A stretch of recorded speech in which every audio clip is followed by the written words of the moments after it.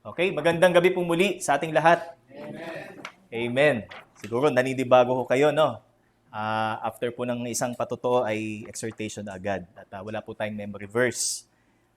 Kasi tayo po ay nabigyan po ng pagkakataon na ah, makapunta ho sa bahay po ng ating visitor last Sunday. Ano po? So, nag-invite po sila at after this ng ating prayer meeting po ay tutulak po kami papunta doon. Mga pastors. So, salamat po sa Diyos. Ano po, talagang dinadala po tayo ng Panginoon sa maraming tao, sa maraming mga individual, not just to share the gospel, but also to encourage one another. Patatagin po natin ang bawat isa sa pananampalataya, sa mga karanasan po natin, sa ministry bilang isang lingkod ng Panginoon. So, that's why ang karanasan po natin sa buhay ay maaaring gamitin po ng Panginoon in the future. Maaaring maka-encounter po tayo ng ating kaibigan na meron din palang kahalintulad na karanasan. Ano po, na napagdaanan po natin, ipinahayag po sa atin ng Panginoon kung paano po natin na napagtagumpayan yung pong mga pagsubok na yan. So, ganun din po sa area po ng mga lingkod ng Panginoon. So, yung pong mga experiences po ng mga manggagawa ay somehow ay ginagamit po ng Diyos upang may bahagi po natin sa iba na nangangailangan po nito. And vice versa. Kung meron din silang mga karanasan ay ito ho ay advantage para po sa mga lingkod din po ng Panginoon dito sa atin. Kaya salamat po sa ating Panginoon. So, kahit isa lang po ang ating testimony, ay alam po natin na bawat isa po sa atin ay thankful sa Panginoon. Amen? So, tayo po ay narito at as a result ng ating mapagpasalamat na puso, kung paano po tayo patuloy na biyayaan po ng Panginoon sa mga nakaraang araw, not only physically, not only financially, higit sa lahat spiritually, through the Word of God, sa pamamagitan po ng Biblia, and kung paano din po natin ilapat sa buhay ang ating pong mga nakuha or napulot mula po sa salita ng Panginoon. Kaya salamat po sa ating Diyos na buhay. Ano po? So ngayon po ay tutuloy po tayo sa ating exhortation. So this is the second part ng ating pong series na sinimulan po 2 weeks ago. At ito po ay matatagpuan po natin sa aklat ng unang Juan or 1 John chapter 2 verses 12 to 14. 1 John chapter 2 verses 12 to 14. So ito po yung ating passage. Okay, basahin ko po at tayo po ay manalangin pagkatapos po ng aking pagbasa.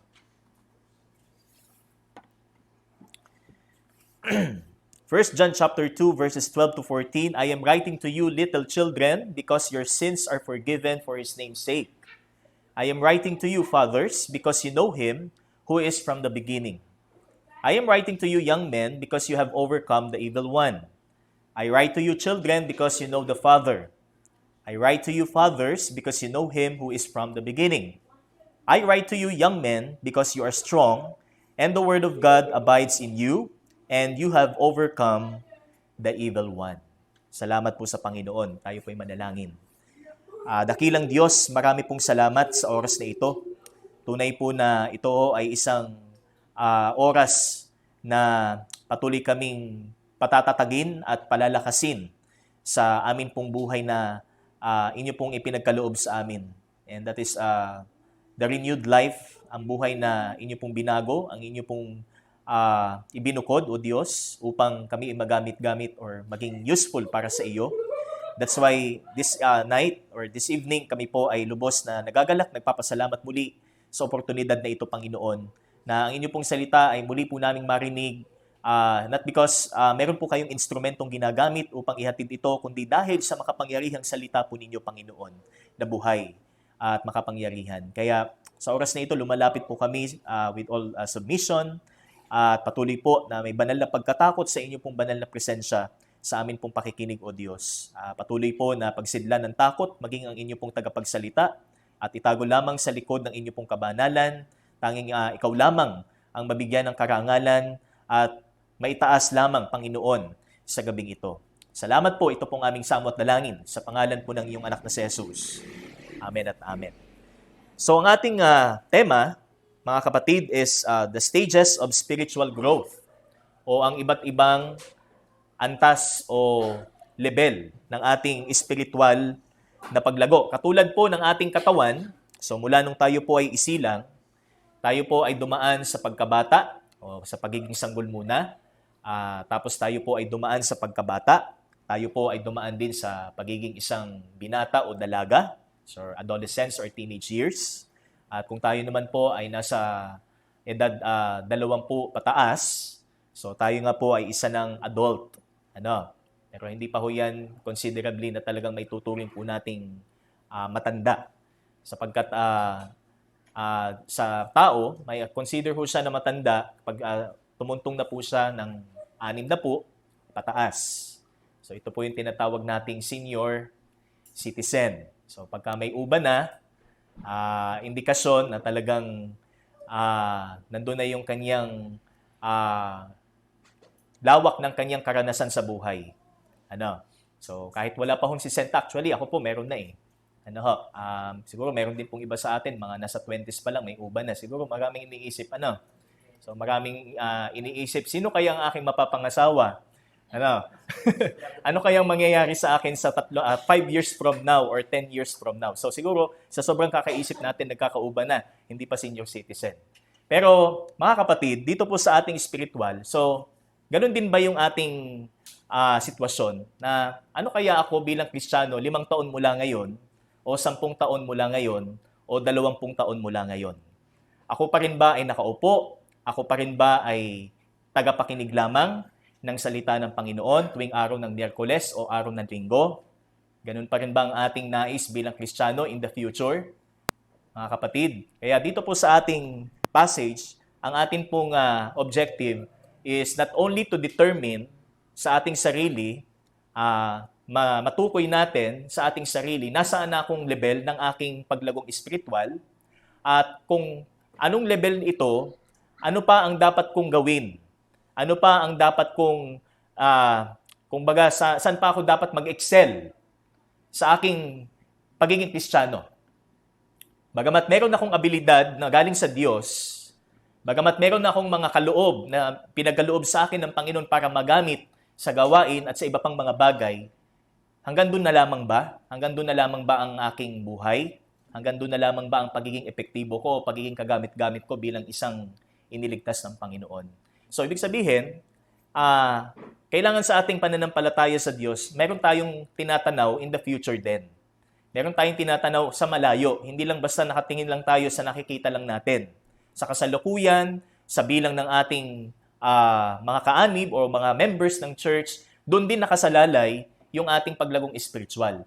So, kaya dito po makikita natin yung unang level or the first stage, last Sunday po, or last Wednesday, 2 weeks ago, last Wednesday, ay atin po itong pinag-aralan, and that is spiritual child o ang pagiging isang bata sa espiritu. So, mga kapatid, so para mabigyang linaw muli sa atin, so ito pong sinabi sa verse 12 na little children, so ito po ay para lamang sa mga mananampalataya.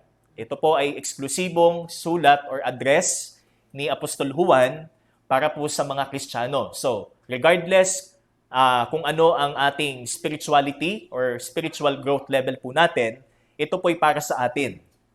Okay? So, ang sabi po dito, I am writing to you, little children, because your sins are forgiven for His name's sake. So, this is some kind of reiteration from Apostle John, because kung atin pong titingnan sa paunang bahagi po ng aklat ng Juan or unang Juan, ipinaalala po dito ang katotohanan patungkol sa isang Kristiyano na siya ay isa ng ligtas.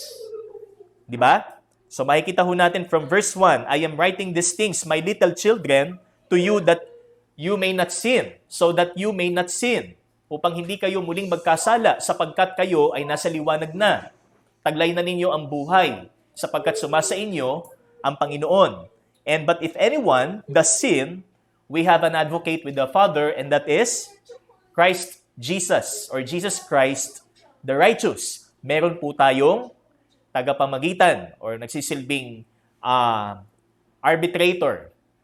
So when we say advocate, ano po? And He is the propitiation for our sins, and not for ours only, or for ours only, but also for the sins of the whole world.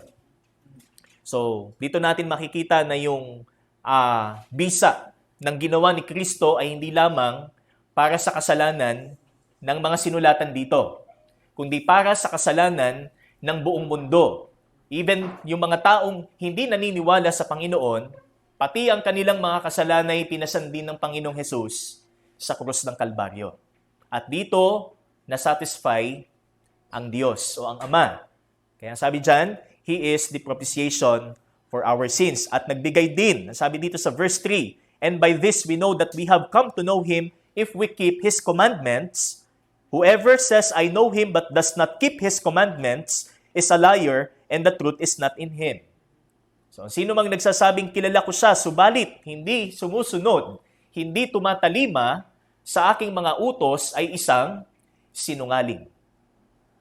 Kaya ang sukatan ng pagiging isang tunay na kumikilala sa Diyos, tunay na may relasyon sa Diyos, ay kung paano niya sinusunod ang kanyang mga utos. Kung paano niya sinusunod ang kalooban ng Panginoon. Kaya, balik po tayo sa ating passage. Ano pong sabi dyan? "I am writing to you, little children, because your sins are forgiven for His name's sake." Kayo'y pinatawad para sa Diyos. Para sa kapurihan ng Diyos. That is the ultimate purpose, for the glory of God. Not only for our benefit, not only for our deliverance, but for the glory of God. So yan po yung paalala ni Apostol Juan. At pagpasok po dito sa verse 13, so binanggit na po yung iba't ibang tao, bagamat iisa ang kaligtasan, pero magkakaiba ang kanilang antas ng kanilang paglago bilang isang Kristiyano. At ang una po dito ay ang mga bata sa pananampalataya. So spiritual child. At ang makikita ho natin as our first subpoint is that they know the Father. So, pinatutunayan po ng Biblia na meron po silang relasyon sa ating Diyos. So, they know the Father. It denotes saving knowledge. It signifies a basic knowledge of their salvation. Kaya meron pong tinatawag tayong relationship na namamagitan. So, may fellowship. And also, bukod sa sila po ay nakakilala at mayroong relasyon na nagbibigay ng kaligtasan, sabi diyan, they are babes in Christ. Hindi pa ganoon mature ang kanilang knowledge, ang kanilang understanding about their situation bilang isang mananampalataya. Kaya kahit sila po ay ligtas, in their level or in their, sabi nga, yung situation po nila bilang isang Kristiyano is nandun pa rin sa pagiging bata. So they are spiritually naive and susceptible to deception and danger of false teaching and unbiblical worldviews. So ito yung unang antas. Halimbawa, kagaya po ng isang bata. So physical na bata. Normal na bata. So, pagka pinakitaan mo yan ng laruan, ano ang natural na response ng bata? Yan. Lalapit siya sa iyo. Okay? And then, kung saan ka pupunta, hawak-hawak mo yung laruan, susunod yung bata. So, ganun din yung idea when it comes sa spiritual. So, nandun pa rin yung tendency ng isang bata sa espiritu or hindi pa ganap na mature o malago sa kanyang espiritu ay madaling maagaw o matukso ng mundo. Kung anumang paniniwala o anumang deceptions, meron po ang kaaway sa atin. Nandun yung kanyang posibilidad na siya po ay dalhin. Matangay, palayo sa katotohanan. Okay? Kaya yan po yung una natin, mga kapatid. Kaya meron po tayong church. Ephesians chapter 4. That's why the church has appointed or has been appointed with faithful men such as the teachers and the pastors, because our ministry is not only to tell them about the nature behind the church, but to nurture each one who belong, sabi nga, sa church.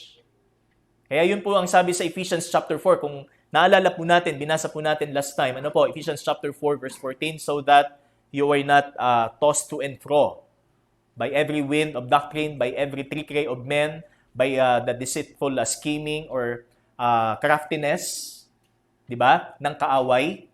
So, ibig sabihin, meron pong gampanin ang church, kaya siya umiiral.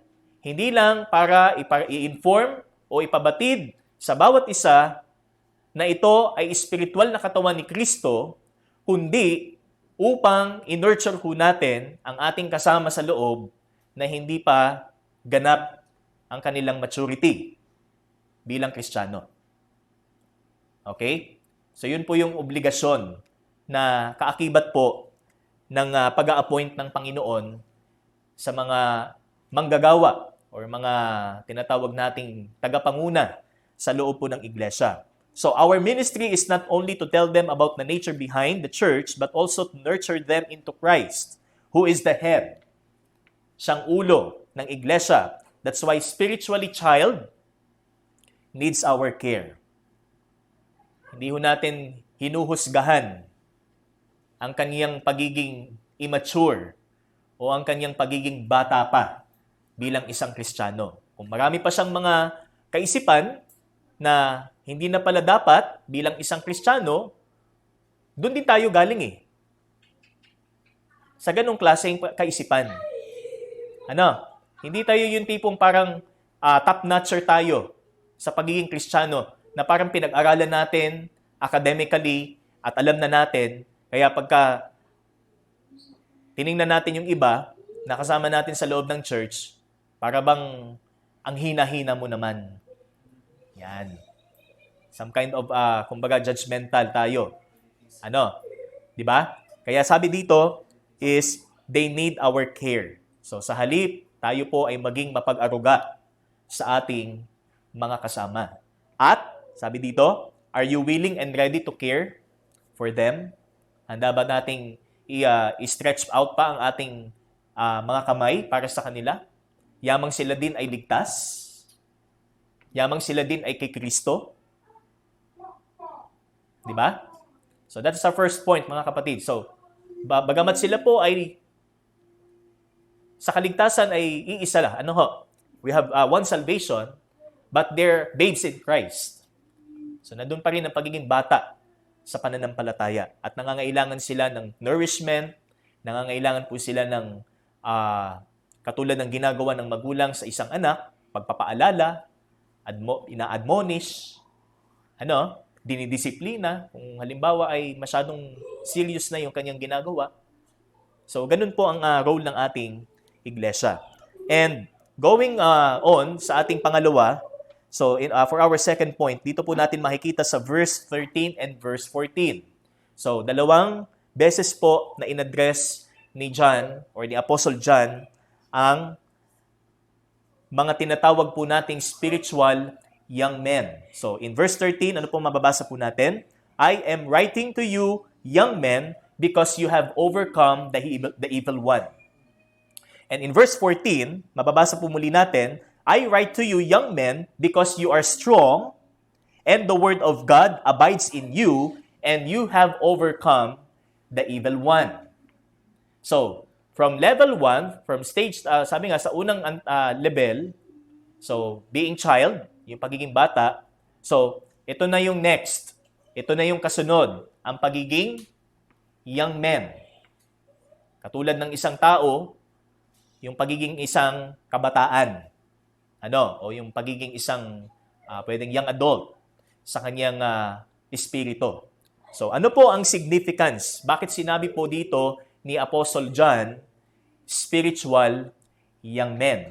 So, makikita na po natin actually yung hint. May hint na po dito sa verse 14. Sabi dyan, I write to you, young men, because you are strong. So, they are strong as compared to those who are spiritually child. Diba? Ang katawan natin physically, pagkabata, marami pa siyang mga hindi kayang gawin. Limited lang yung kanyang kapasidad na gawin ang mga piling bagay. Samantalang ang isang taong, kumbaga fully grown, ang kanyang physical na katawan, mas marami na siyang kayang gawin. Kaya na niyang makatawid ng kalsada. nang walang kasama. 'Di ba? Kaya na niyang umorder sa Jollibee. Oh, hindi katulad ng bata, 3 taon, mapapa-order mo ba yan sa Jollibee? 'Di ba? So, ganito din po sa ating pananampalataya. So, sa spiritual young men, makikita po natin, in physical, first, man is considerably at his strongest during the early adulthood stage. He is strong enough to perform many tasks. It might be in the workplace or at home. So, biyaya din po ng Panginoon. Binigyan po tayo ng kaisipan na maging malikhain. Binigyan po niya tayo ng kaisipan na makagawa ng maraming bagay kahit hindi po tayo eksperto. At least meron po tayong idea. Ano? Yung mga dating bagay na ayaw mong gawin, ngayon ginagawa mo na. Sapagkat ibinigay ito ng Panginoon sa iyo. Yung kakayanang gawin ang mga bagay na ito. Di ba? Kaya dito po mga kapatid, ano po ang significance ng pagiging isang young man? At kung ating magiginig, ang sinabi po ng Biblia, tayo ba'y nabibilang dito? Tayo ba'y belong sa tinatawag po nating spiritual young men? So, it also applies in the spiritual realm, and being a Christian has to do with the following. So, there are 2 truths, 2 katotohanan muli ang ating makikita about sa isang spiritual young man. So, ano po ang katangian ng isang spiritual young man? First, his advancement by the Word of God. So, in what way natin masasabi ng isang spiritual young man is advanced as compared sa isang spiritual child? By the Word of God. Kasi ang sabi po dito sa verse 14, I write to you, young men, because you are strong, and the Word of God abides in you. Nananahan sa inyo, nananatili sa inyo ang salita ng Diyos. So, hindi siya subjective. Ano? Hindi siya subjective na you are regularly abiding in the Word of God. But this is some kind of objective. Ang sabi dyan, the Word of God abides in you. Nananahan sa inyo, nananatili sa inyo ang salita ng Panginoon. Pero hindi yan mangyayari kung hindi tayo din ang lumapit sa salita ng Panginoon. Kaya dito po natin makikita yung kaibahan. Ano po? So, since he continues to abide in the Word of God, he outgrows the stage of knowing God's revelation on a surface level. So, sa kanyang comprehension or knowledge about the biblical revelation, higit na siyang knowledgeable, higit na siyang may alam sa katotohanan kumpara sa isang bata sa pananampalataya. Kumbaga, nag-upgrade yung kanyang knowledge sa salita ng Diyos. Kung dati, ang tingin natin sa John 3:16 is just only on a surface level about God's love. Pero ang love, ang konsepto ng love pala natin noon ay katulad ng konsepto ng love ngayong araw na ito, which is some kind of romantic, So, hindi ganun ang pag-ibig ng Diyos. Hindi ho ang Diyos o ang pag-ibig ng Diyos ay ipinaramdam niya sa pamamagitan ng tsokolate o ng rosas o ng pagbibigay ng anumang material na bagay o maaaring pera. Hindi ho dito ang sukat ng pag-ibig ng Diyos. But as time goes on, sabi dito, habang tumatakbo ang panahon, mas nakikita natin yung depth, mas nakikita natin yung breadth, mas nakikita natin yung height, at mas nakikita natin yung width ng pag-ibig ng Diyos. Amen? Kung gaano na tayo katagal bilang Kristiyano, mas lumalawak, mas tumataas, mas lumalalim, mas lumalapad nating nakikita ang pag-ibig ng Panginoon, ang kabutihan ng Panginoon. So ito po yung spiritual young men. Nagkaroon na ng development ang kanyang pagtingin sa Diyos bilang Diyos ng pag-ibig, bilang Diyos ng katarungan, bilang Diyos na tapat, bilang Diyos na walang hanggan. Every attribute na ipinapahayag po sa atin, meron na pong progress At yan ay nagpapatuloy. Ano po? So, he moved beyond the elementary principles of Christ and went on to maturity. So, kagaya po dito sa Hebrews chapter 5, from verse 12, patungkol po sa mga Hebreo, ano po ang sabi po dito ng writer ng aklat po ng Hebreo? From Hebrews chapter 5 verse 12 hanggang chapter 6 verse 2. Ano po mababasa po natin? For though by this time you ought to be teachers, you need someone to teach you again the basic principles of the oracles of God. You need milk, not solid food, for everyone who lives on milk is unskilled in the word of righteousness, since he is a child. But solid food is for the mature, for those who have their powers of discernment trained by constant practice to distinguish good from evil. So, ang indikasyon ng isang Kristiyano ay mature, he is able, he can distinguish good from evil. He can distinguish sin from righteousness. Kaya ang significance, mga kapatid, na makikita ho natin is yung kanyang discernment. At hindi mangyayari yung discernment kung hindi tayo well-fed ng Bible, ng Biblia. That's why in chapter 6 verse 1, therefore let us leave the elementary doctrine of Christ and go on to maturity, not laying again a foundation of repentance from dead works and of faith toward God and of instruction about washings, the laying on of hands, the resurrection of the dead, and eternal judgment. And this we will do if God permits. So, sana, kumbaga ito actually, primarily, ito po sa mga Hebrews, or Hebrew people, from the elementary principles, let's go on to maturity. So, ganun din sa atin. Let's go on to maturity. Wag laging John 3:16. Wag laging, ang memory verse is, kung ano yung madaling sa uluhin. Wag laging ang ating, kumbaga, kaisipan natin sa church is yung madali. Parang dun sa naghahanap ng pera, ang gusto ay easy money. Hindi ganun sa pagiging Kristiyano. Ito ho'y nagdi-demand ng sakripisyo. Ito ho'y nagdi-demand ng ating commitment. Hindi ho mabilisan ang paglago bilang isang Kristiyano.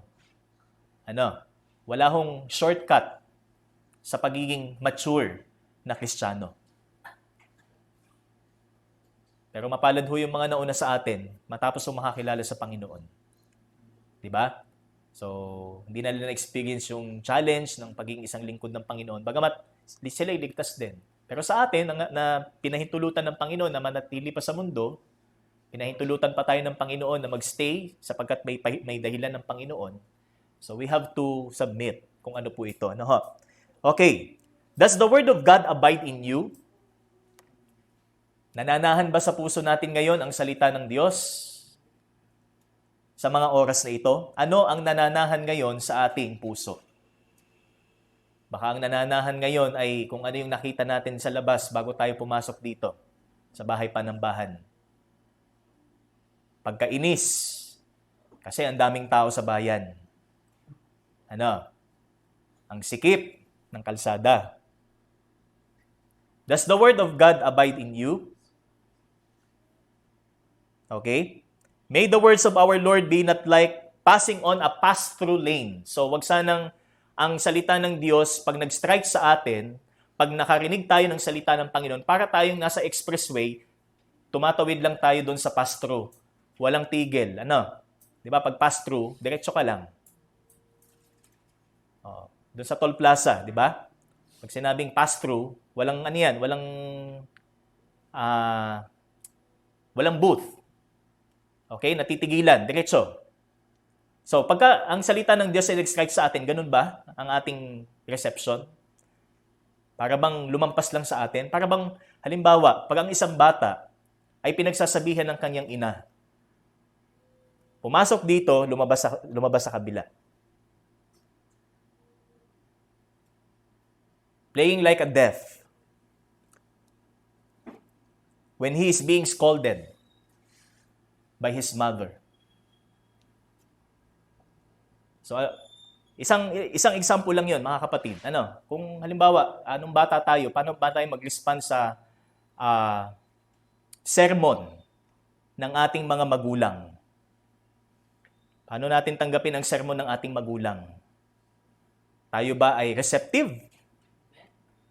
O tayo ba ay retaliating? Kasi maraming klase ho ng pag-respond. Pag pinagsabihan ng magulang ang anak, ang isa ho dyan, iniirapan. Okay? Ikalawa, wino-walk-outan. Merong klase din ng pinagsasabihan yung parang, para bang iniinis niya. Yan. Iniinis niya yung naninita sa kanya, yung, yan. Di ba? Nanunutil. Yan. So, pag ang salita po ng Diyos, ang nanita ko sa atin, ganun din ba tayo? Ganun din ba tayo mag-respond? So yan yung sitwasyon na magsasabing tayo ay isang spiritual young man or we are still a spiritual child. Matigas pa rin ang puso natin sa salita ng Panginoon. Okay? So sabi dito, you're still a child. Okay? Yan, sabi dito, always be reminded that the scripture is profitable for rebuking and correcting us in righteousness, so that the man of God be thoroughly equipped in every good work. Para tayo ay mas maging kagamit-gamit sa gawain, we have to be teachable. We have to be, maging mapagtanggap tayo sa ating pagkakamali. Marunong tayong tumanggap ng ating mga lapses. Amen? So first is his advancement by the word of God. Nag-progress na ho kaya, mga kapatid. Ikalawa, his application of the word of God. So going on, doon pa rin tayo sa verse 14. And the word of God abides in you, and you have overcome the evil one. Because he is strong, by the grace of God, he overcame the evil one. So ano pong ibig sabihin? He can overcome the evil one, or you have overcome the evil one.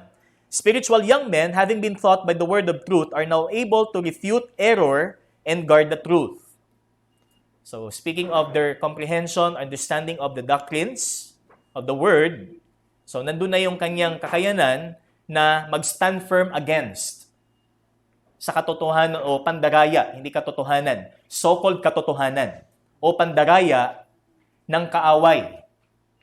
Kaya nag-progress, hindi lang sa kanyang theology, nag-progress din siya sa kung paano siya tumugon sa katotohanan ng salita ng Panginoon. So ito po yun. Having been taught by the word of truth, are now able to refute error and guard the truth, and they stand firm against the deceptive wiles of Satan. Ephesians chapter 6, verse 11. Stand firm in the faith. Pero kung tayo po ay child, we're still babes in Christ, how? It's through the Word of God. Kailangan pa nating higitan, habaan ang ating exposure or yung ating yielding sa salita ng Diyos. They stand firm against the deceptive wiles of Satan. Also in 1 John chapter 4 verse 1, test the spirits. Kung sila ba'y sa Diyos o hindi. Kasi kung hindi kayo nagkakaroon ng testing the spirits, baka wala pa isang taon, wala na tayo din eh. Kasi halos walang pagkakaiba. Magkakamukha. Ang kaaway, pag siya ay nandaya, hindi yan outright na mahahalata mong hindi kanya or hindi sa Diyos. At hindi po natin madidistinguish yan kung hindi po dahil sa salita ng Panginoon. Kaya, Brothers and sisters, are you discerning enough to overcome Satan's temptations and entrapments? Are you discerning enough? Sapat na ba yung ating discernment? Yung ating yung kakayanang tukuyin na ito ay pandarayan ng kaaway o hindi pa? Yan pa ang isang katangian ng isang young man spiritually. Keep yourself strengthened and confident to defend Christ. Palakasin natin, tulungan natin ang ating mga sarili by the grace of God na idepensa ho natin ang katotohanan ng Panginoon. At hindi tayo magpadala sa agos ng laman, ng sanlibutan, at ng kaaway. Amen? Amen. Yan po ang sinabi, mga kapatid. So, nais ko pong basahin, ano po, ang Psalm 119 before we close. Dito po sa ating exhortation. Paano dapat nating tratuhin ang salita ng Panginoon? Psalm 119, verse 97 to 104.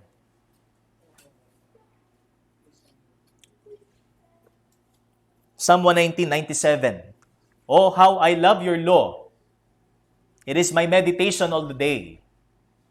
Your commandment makes me wiser than my enemies, for it is ever with me. I have more understanding than all my teachers, for your testimonies are my meditation. I understand more than the aged, for I keep your precepts. I hold back my feet from every evil way in order to keep your word. I do not turn aside from your rules, for you have taught me. How sweet are your words to my taste, sweeter than honey to my mouth. Through your precepts, I get understanding. Therefore, I hate every false way. When the word of God strikes us, keep it. Do not ignore. Okay? Wag nating i-reject. Wag pansinin. Keep it. Because keeping the word will help us to be more useful, fruitful in the service of our King. Para tayo mas maging malago at kagamit-gamit sa ministeryo ng Panginoon. Kung tayo po ay pagsabihan, ituwid ng salita ng Diyos, tanggapin po natin at panatilihin po natin sa ating mga puso. So that is the second stage, which is a spiritual young man. So next po is spiritual father sa susunod po, kalooban ng Panginoon. Tayo po'y manalangin. Salamat po Diyos sa iyong salita. Salamat po sa katotohanan ang isang ligtas ay hindi ho nag-sasawa na patuloy na magdili-dili at hanap-hanapin ang inyo pong mga salita. Sapagkat ito'y matamis pa kaysa sa pulot-pukyutan. Ang kaluluwa ay lubos na kinauuhawan ang inyo pong mga salita. Kaya salamat po Diyos, naway sa katotohanan ito ay patuloy naming tingnan, suriin ang aming mga sarili kung nandito na ba kami sa antas na ito o wala pa. Or sa iyo pong biyaya ay narito na Panginoon. At ipagpatuloy po namin kung ano pong antas meron kami para sa iyo pong kapurihan. Gampanin po namin ang amin pong part sa amin pong paglagong espiritual, Panginoon. Salamat po, ito pong aming dalangin sa pangalan ng iyong anak na si Jesus. Amen at amen. Sa Diyos po ang kapurihan.